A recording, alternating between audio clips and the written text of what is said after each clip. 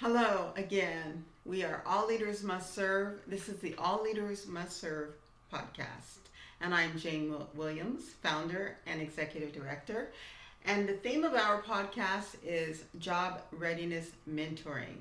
And today, our episode is going to be talking about the voices in our head. This comes from our Essentials series. With that, I want to invite Matthew Borelli, our long lost uh, intern that worked with us. You got to meet him on the episode before this one. And today I asked him to continue this lesson with us because I love the way that he shares information about the voices that go on in our head.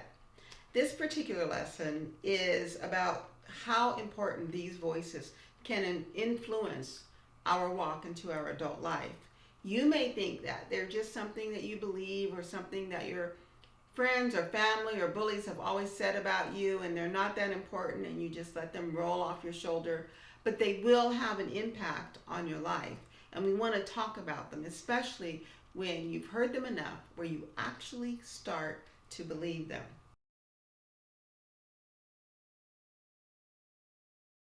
If they are negative tapes, they can have a devastating effect on employment and your future, which is why we really want to talk about them. So, Matthew, what are some of your thoughts before we get started about how the negative voices in your head have impacted your life or did impact your life before you started thinking about this series? Well, it's impacted it a lot. I can't deny that.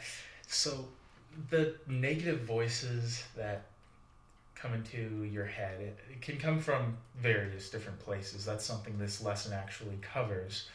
It's sort of an echo of another way that you've been treated or something that's confused you in the past. And so, because of this will, at least for me, the negative voices made me feel a complete lack of confidence. And without that confidence, I didn't feel capable of doing anything. Because I didn't feel capable of doing anything, I couldn't do anything. Right? Strange how that works. It is strange how that works, you know? You are who you think you are. It's all going on in the brain. And the negative tapes you have, um, oftentimes we allow them to be about ourselves, but sometimes they're about other people. Right. Sometimes we grow up hearing things about a certain aspect of people, a certain group of people, a certain population, culture, and just because we heard that at a young age, we start to believing those things about those people.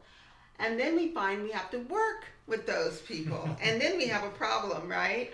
Because when we have negative thoughts about other people, it will cause us not to be a team player. It will cause us to not really enjoy our work because we're so focused on what we don't like or those negative thoughts about that person that we're not appreciating what they bring into our lives, who they really are, what their personalities really show. And we may never see those wonderful personalities because we're too focused on something that's not even true.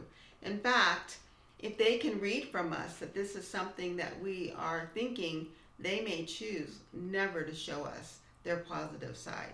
So how we think about other people in a negative way is very, very important. Yes. When we make generalizations of each other or other people, whether that be stereotyping, whatever it is, then we focus on a small part of the greater picture. When that happens, it's easy to become distracted by things like hateful emotions or just whatever little things bother you about that person. And when that happens, it becomes distracting, sometimes downright harmful to your surroundings because you're so focused on that small part that you don't see anything else. If I may name an instance, which this actually happened in college. So I was working with someone, and it was rather difficult to work with them because there was a bit of a communication barrier between us. And though we both tried to kind of make things happen, it wasn't always coming across to him. and things weren't always coming across to me. Because of that, there was a little bit of animosity, I should say, where it was like, I don't like working with this person. But later down the line, we would eventually come to work together again. And when this happened, we actually decided to first have a more casual conversation, just to get to know each other. When we found out we had a lot more in common than we thought, suddenly, as we're working together again, things are going a lot better. And I was a little surprised because I thought, if I ever have to work with this person again, I think I'll go insane. And Yeah. Thank you for sharing that. It all starts in the brain, right? right, Our brain will affect our attitude toward our work, toward our employer, toward our coworkers, and it's our brain that will affect how we, our behaviors that come out.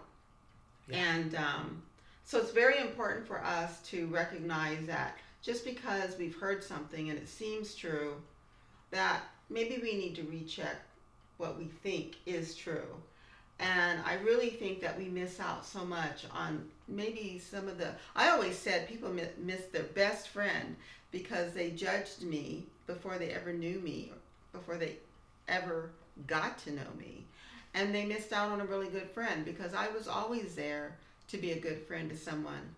And you just don't know what friend you may be missing out on. You may be holding on to somebody who's not really a good friend, when that person that you would turn away from is actually the person who has the characteristics that you really need in your life. So thank you for sharing that.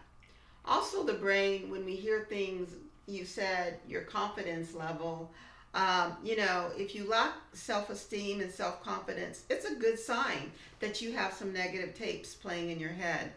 Have you ever considered yourself in negative words like stupid or lazy or uncaring? You may have had somebody say those things to you. Those things, if they get stuck in our head, can really affect how well we work in the future. It can affect our employment. It can affect, the type of work that we want to do because we think that that's too hard, right? But it may be the very thing that would cause us to thrive. So in our lesson, we have a lot of things that we read and we discuss. But these are some of the key things that we really wanted to open up to you. That you can be your own worst enemy by believing in some of the things that other people say and how we might deal with that.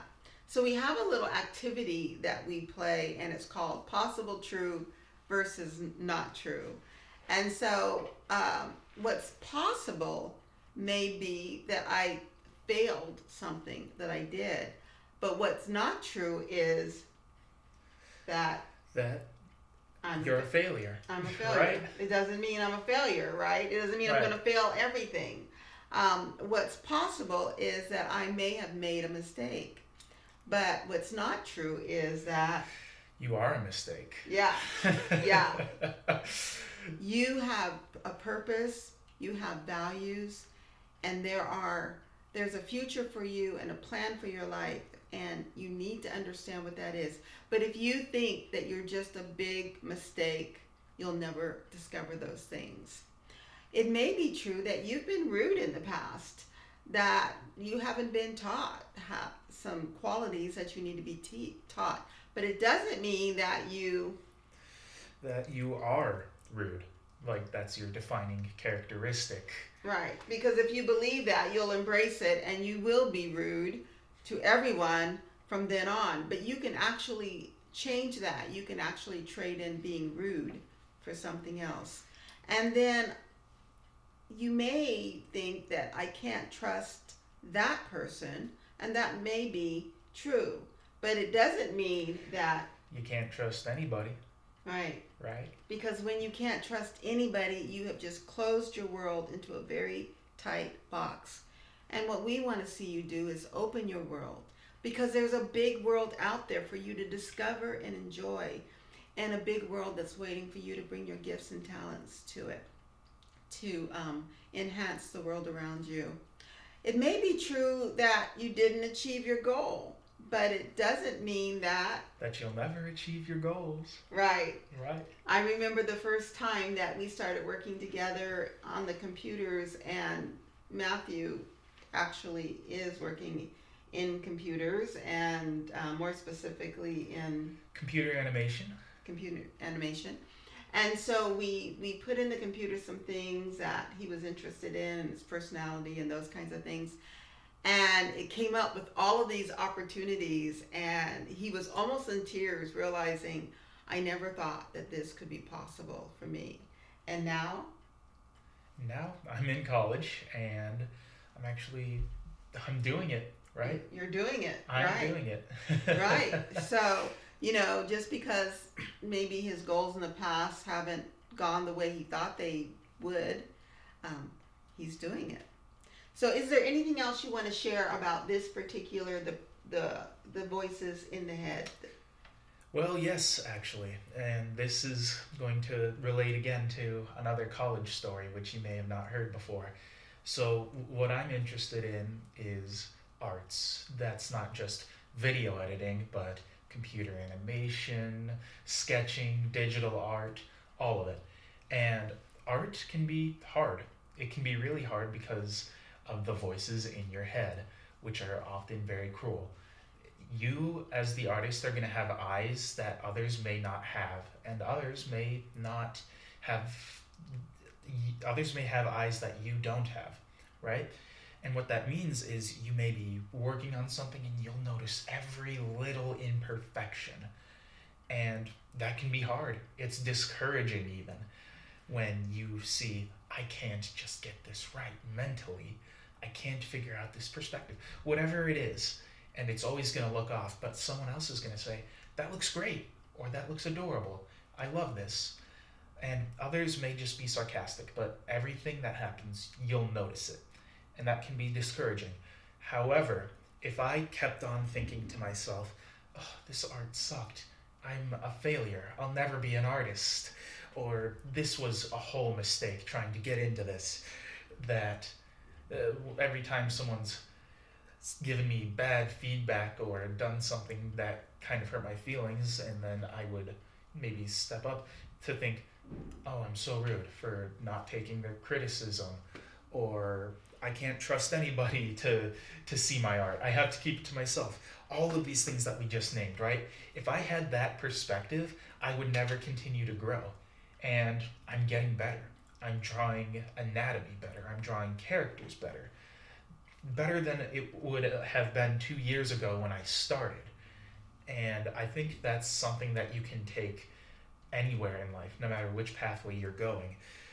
You can go with that perspective of, I am a failure, but you can also decide to say, I failed. It's sort of the difference between saying, I have to go to work and I get to go to work. It's not something everyone gets to do, right? Mm-hmm. So thank you. Yeah. Thank you. And just to wrap it all up, this lesson was one that was really resonated with me, because I was told as a child, because I had a learning disability, I was dyslexic, that I could never achieve anything. I should probably just get married and have children and clean house really well. But I have managed to, after leaving home at 18 by myself and coming to California, have every job I've ever wanted, from working in a courthouse to working at the state capitol of California in the Ways and Means Committee, and big jobs with the California School Boards Association, where I was traveling on a monthly basis. You can achieve your goals. You need the soft skills, and you need to deal with it. Thoughts in your head. Thank you for joining us so much. And thank you, Matthew, once again. It's been Have a pleasure. Have a good day. Thank you.